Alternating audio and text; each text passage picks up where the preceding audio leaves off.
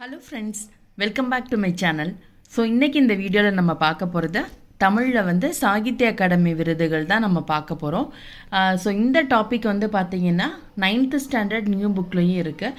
அதாவது சாகித்ய அகாடமி விருதுகள் பெற்ற தமிழ் சிறுகதை எழுத்தாளர்கள்னு சொல்லிட்டு ஒரு டாபிக் 9th கொடுத்துருக்காங்க. பேஜ் நம்பர் பார்த்தீங்கன்னா 195. அதோட அடிஷ்னலாக நான் 11th சிறப்பு தமிழ் புக் இருக்குல்ல, அதில் இருக்கக்கூடிய விருதுகளையும் நான் கம்பைன் பண்ணி நோட்ஸாக எடுத்திருக்கேன். ஸோ கண்டிப்பாக இந்த வீடியோ உங்கள் எல்லாருக்கும் ரொம்பவே யூஸ்ஃபுல்லாக இருக்கும். வீடியோவை ஸ்கிப் பண்ணாமல் பாருங்கள். சரி, வாங்க இப்போ டாபிக் உள்ள போகலாம். சாகித்ய அகாடமி விருதுகள், அதாவது புதினங்களுக்கு என்னென்ன விருதுகள் கொடுத்துருக்குறாங்க அப்படிங்கிற மாதிரி பார்க்கலாம். ஃபஸ்ட்டு நான் எப்படி எழுதியிருக்கணும் அதே மாதிரி எழுதிங்க. முதலாவதாக பார்த்தீங்கன்னா எந்த ஆண்டு கொடுத்துருக்குறாங்க, அதே மாதிரி எந்த நூல், அந்த நூலுடைய ஆசிரியர் தான் பார்க்க போகிறோம். 1956 அலையோசை அப்படிங்கிற ஒரு நூலுக்கு கல்கி அவங்களுக்கு சாகித்ய அகாடமி விருது கொடுத்துருக்காங்க. 1961 அகல்விளக்கு டாக்டர் மு வரதராசனார்.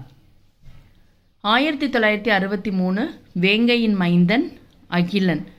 1971 சமுதாய வீதி நா பார்த்தசாரதி. 1972 சில நேரங்களில் சில மனிதர்கள் ஜெயகாந்தன். 1973 வேருக்கு நீர் ராஜம் கிருஷ்ணன். 1977 குருதிப்புணல் இந்திரா பார்த்தசாரதி. 1980 சேரமான் காதலி கண்ணதாசன். 1984 ஒரு காவிரியைப் போல லக்ஷ்மி. 1990 வேரில் பழுத்த பலா சு சமுத்திரம். 91 கோபல்லபுரத்து மக்கள் கி ராஜநாராயணன். 92 குற்றால குறவஞ்சி கோவி மணிசேகரன். 93 காதுகள் அப்படிங்கிற நூலுக்கு எம்.வி. வெங்கட்ராமன் அவர் தான் ஆசிரியர். 94 புதிய தரிசனங்கள் பொன்னீலன்.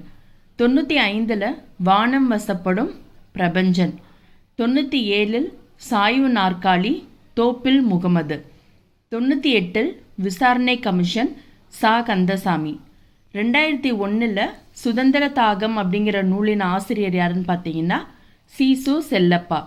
2003 கள்ளிக்காட்டு இதிகாசம் வைரமுத்து. இது எல்லாருமே நமக்கு ரொம்பவே தெரிஞ்ச விஷயந்தான். அதாவது இருந்தாலும் நம்ம என்ன பண்ணணும்னா, எப்போதுமே இந்த மாதிரி கலெக்ட் பண்ணி நம்ம படிச்சிட்டோம்னா நமக்கு ரிவிஷன் பண்ணுறதுக்கு ரொம்ப ஈஸியாக இருக்கும். அதை விட்டுட்டு நம்ம இந்த மாதிரி நோட்ஸ் எடுக்காமல் ப்ரிப்பேர் பண்ணோன்னா நமக்கு எக்ஸாம் அப்போ கொஞ்சம் டைம் ஸ்பெண்ட் பண்ணுற மாதிரி இருக்கும். ஸோ அதுக்காக தான் இந்த மாதிரி எப்பொழுதுமே நம்ம அதே மாதிரி ரீசெண்டாக என்னென்ன விருதுகள் கொடுக்குறாங்க அப்படிங்கிறதையும் அந்த டேட்டாவையும் நம்ம கலெக்ட் பண்ணி வச்சுட்டோன்னா நமக்கு ரொம்பவே ஹெல்ப்ஃபுல்லாக இருக்கும். 2005 கல்மரம் திலகவதி. 2007 இலையுதிர் காலம் நீல பத்மநாபன். 2011 காவல் கோட்டம் சு வெங்கடேசன். 2012 தோல் அப்படிங்கிற நூலுக்கு விருது வாங்கினது யாருன்னு பார்த்தீங்கன்னா டி செல்வராஜ். 2013 கொற்கை ஜோடி குரூஸ். 2014 அஞ்ஞாடி அப்படிங்கிற நூலுக்கு வாங்கினது பூமணி. 2015 இலக்கிய சுவடுகள் ஆம் மாதவன். 2018 சஞ்சாரம் எஸ் ராமகிருஷ்ணன். 2019 சூழ் சோ தர்மன். 2020 செல்லாத பணம் இமயம். ஸோ திரும்பவும் ஒரு தடவை நான் ஓரலாக உங்களுக்கு சொல்லிடுறேன். ஏன்னா புதுசாக படிக்கிறவங்களுக்கு இந்த மாதிரி ஒரு 1 or 2 டைம்ஸ் நம்ம சொன்னால் தான் அவங்களுக்கு ஈஸியாக அண்டர்ஸ்டாண்ட் ஆகும். வீடியோவை பார்த்தது மட்டும் இல்லாமல் நீங்கள் உடனே நோட்ஸ் எடுத்துட்டிங்கன்னா உங்களுக்கு ரொம்பவே ஈஸியாக இருக்கும். அலையோசை கல்கி. அகல்விளக்கு டாக்டர் மூவா. வேங்கையின் மைந்தன் அகிலன். சமுதாய வீதி நா பார்த்தசாரதி. சில நேரங்களில் சில மனிதர்கள் ஜெயகாந்தன். வேருக்கு நீர் ராஜம் கிருஷ்ணன். குருதிப்புணல் இந்திரா பார்த்தசாரதி. சேரமான் காதலி கண்ணதாசன். ஒரு காவிரியைப் போல லக்ஷ்மி. வேரில் பழுத்த பலா சு சமுத்திரம். கோபல்லபுரத்து மக்கள் கி ராஜநாராயணன். குற்றால குறவஞ்சி கோவி மணிசேகரன். காதுகள் எம்.வி. வெங்கட்ராமன். புதிய தரிசனங்கள் பொன்னீலன். வானம் வசப்படும் பிரபஞ்சன். சாய்வு நாற்காலி தோப்பில் முகமது மீரான். விசாரணை கமிஷன் சா கந்தசாமி. சுதந்திர தாகம் சீசு செல்லப்பா.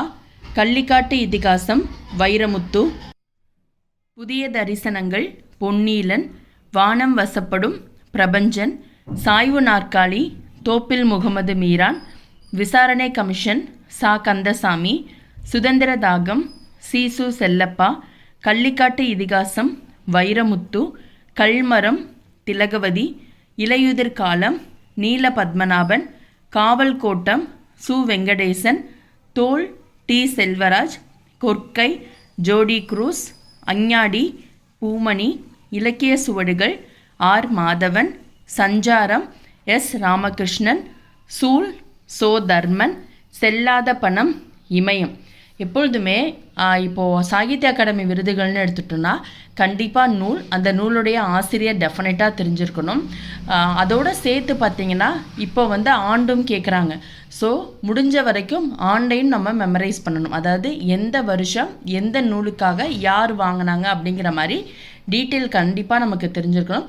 ஸோ ஃபஸ்ட் டைம் படிக்கும் போதே நம்ம தெளிவாக படிச்சுக்கிட்டோன்னா நமக்கு ரொம்பவே ஈஸியாக இருக்கும். ஃபஸ்ட்டு நம்ம பார்த்தது சாகித்ய அகாடமி விருதுகள் புதினங்கள் பார்த்தோம். ஸோ இப்போ எந்தெந்த கவிதை நூல் சாகித்ய அகாடமி விருது வாங்கியிருக்கு அப்படிங்கிறத பார்க்கலாம். 1968 வெள்ளை பறவை அப்படிங்கிற கவிதை நூலுக்கு விருது வாங்கினது யாருன்னு பார்த்தீங்கன்னா சீனிவாச ராகவன். 1978 புதுக்கவிதையின் தோற்றமும் வளர்ச்சியும் வள்ளிக்கண்ணன்.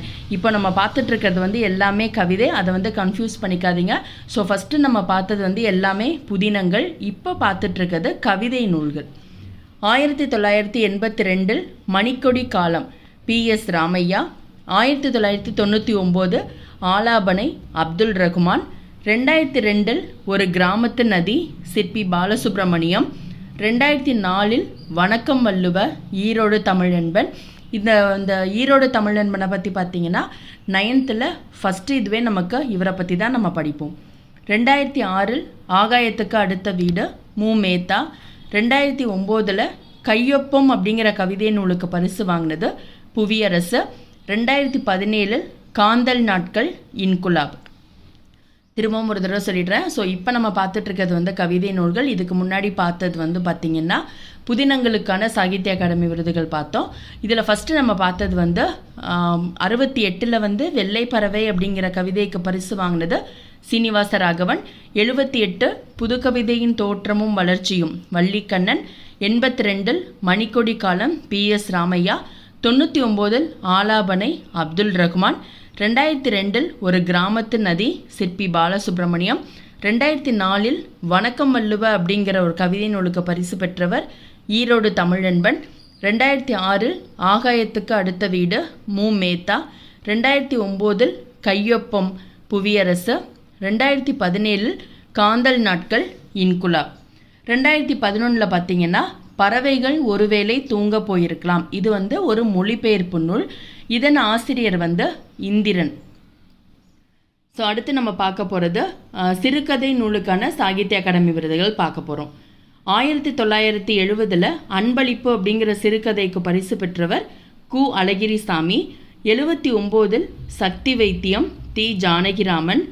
1987 முதலில் இரவு வரும் ஆசிரியர் ஆதவன் சுந்தரம்.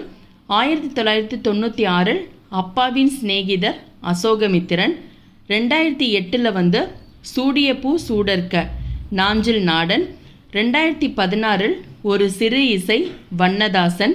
2021 சிவப்பு கழுத்துடன் ஒரு பச்சை பறவை அம்பை. இது பார்த்தீங்கன்னா சிறுகதை நூல்கள். ஸோ முன்னாடியே நான் சொன்ன மாதிரி இது 9th புக்கில் இருக்கக்கூடிய சாகித்ய அகாடமி விருதுகள். இப்போ நான் முன்னாடியே சொன்னேன்ல சிறுகதை.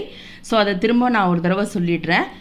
சாகித்ய அகாடமி விருது பெற்ற சிறுகதை எழுத்தாளர்கள் எப்பொழுதுமே கன்ஃபியூஸ் பண்ணிக்கக்கூடாது. புதுக்கவிதைனா என்ன, புதினங்கள் என்னென்ன நூலுக்கு வாங்கியிருக்காங்க, அதேமாரி கவிதை பார்த்தோம். இப்போ ஃபைனலாக பார்க்குறது சிறுகதை. 1970 அன்பளிப்பு அப்படிங்கிற சிறுகதைக்கு விருது பெற்றவர் கு அழகிரிசாமி. அதாவது இந்த அன்பளிப்போட ஆசிரியர் கு அழகிரிசாமி. 1979 சக்தி வைத்தியம் தி ஜானகிராமன். அதாவது ஜானகி பயங்கர சக்தியாக இருப்பான்னு ஞாபகம் வச்சுங்க. 87 முதலில் இரவு வரும். அதன் ஆசிரியர் வந்து ஆதவன். இரவு அப்படின்னு வந்துட்டாலே பகல் அப்படிங்கிற மாதிரி ஞாபகம் வச்சுங்க. அதாவது ஆதவன் அப்படின்னா சூரியனை குறிக்கும். ஸோ இரவு அப்படின்னு வந்துட்டாலே அதன் ஆசிரியர் என்ன சொன்ன? ஆதவன். 1996 அப்பாவின் சிநேகிதர் அசோகமித்திரன். அப்பாவோட ஃப்ரெண்டு யாருன்னு பார்த்தீங்கன்னா அசோகன் ஞாபகம் வச்சுங்க. ஸோ அசோகமித்திரன். 2008 மின்சாரப்பூ. மின்சாரப்பூவோடைய ஆசிரியர் மேலாண்மை பொன்னுசாமி. 2010 சூடியப்பூ சூடர்க்க நாஞ்சில் நாடன். 2016 ஒரு சிறு இசை வந்து வண்ணதாசன். இதுதான் வந்து சிறுகதை பரிசு பெற்ற நூல்கள். ஸோ இதெல்லாம் பார்த்திங்கன்னா ரொம்பவே முக்கியமான டாப்பிக்கை நம்ம இந்த மாதிரி செக்ஷனுக்கெலாம் அதிக இம்பார்ட்டன்ஸ் கொடுத்து படிக்கணும். ஸோ இதெல்லாம் எப்படி ஞாபகம் இருக்குன்னு பார்த்தீங்கன்னா நம்ம நோட்ஸாக ப்ரிப்பேர் பண்ணி வச்சுட்டு டெய்லியும் அதை வந்து அதாவது டெய்லியும் படிச்சுக்கிட்டே இருந்தால் மட்டும்தான் அது வந்து நமக்கு ஞாபகம் இருக்கும்.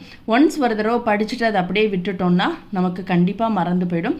ஸோ டெய்லியும் அட்லீஸ்ட் ஒரு தடவை நம்ம ரீகலெக்ட் பண்ணிகிட்டு இருந்தால் மட்டும்தான் நமக்கு அது மெமரைஸ் ஆகும். ஸோ கண்டிப்பாக இந்த வீடியோ வந்து உங்கள் எல்லாருக்கும் ரொம்பவே யூஸ்ஃபுல்லாக இருக்கும்னு நினைக்கிறேன்.